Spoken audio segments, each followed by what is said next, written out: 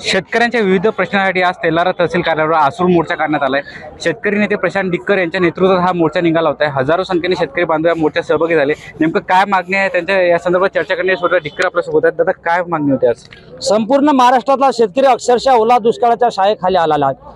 आमच्या शेतकऱ्याच्या हातून सर्व कापूस असेल, सोयाबीन असेल, सर्व पिके नसताना भूत झालेला आहे आणि अक्षरशः आज हा शेतकरी आत्महत्येच्या पायरीवर उभा आहे। अनेक शेतकऱ्याच्या आत्महत्या सुद्धा या ठिकाणी झाल्या आहेत। आज आसूर मोर्चाच्या या माध्यमातून हजारो शेतकरी या शासनाच्या दालनामध्ये आलेला आहे। आमची या सरकारला एकच विनंती आहे की या शेतकऱ्याचा सरसकट कर्जमुक्त केला पाहिजे। या सरकारला कर्जातून मुक्तता मिळाली पाहिजे।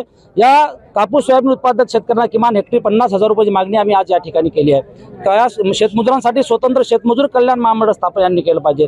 केळीचा समावेश हमी भावाचं धोरण सुद्धा सरकारने आखलं पाहिजे।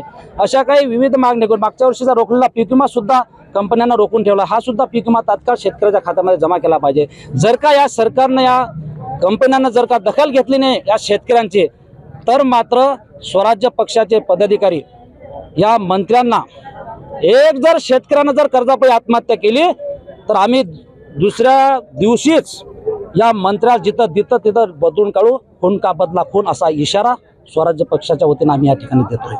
दादा, गेल्या काही दिवसांमध्ये अतिवृष्टी झाली, अकोल्यामध्ये प्रचंड नुकसान झालं आहे। सोयाबीन उत्पादक शेतकरी अक्षरशः पीक हातातून गमावून बसलाय। अद्यापर्यंत म्हणजे कृषी अधिकारी असेल, काही पंचनामे झाले नाहीत, बांधावर पोहोचला नाही, यासाठी काय भूमिका असेल? हे सरकार खऱ्या अर्थानं निर्दयी सरकार आहे। हे गेंड्याच्या कातडीचं सरकार आहे। याला जागवल्याशिवाय यांना जाग येत नाही आणि म्हणूनच त्याच माध्यमातून आता महाराष्ट्रातला सर्व शेतकरी रस्त्यावर आलेला आहे। आज आम्ही शांतते मागाशी बोललो, मी शांततेच्या मार्गाने आलो।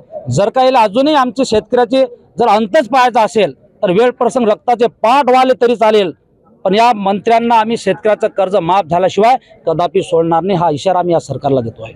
निश्चितच हे होते आपल्यासोबत प्रशांत डिक्कर, अक्षय गवळी, साम टीव्ही न्यूज, अकोला। आता isakal.com आहे देशातील नंबर 1 ची मराठी न्यूज वेबसाईट। प्रत्येक अपडेटसाठी isakal.com ला नक्की भेट द्या।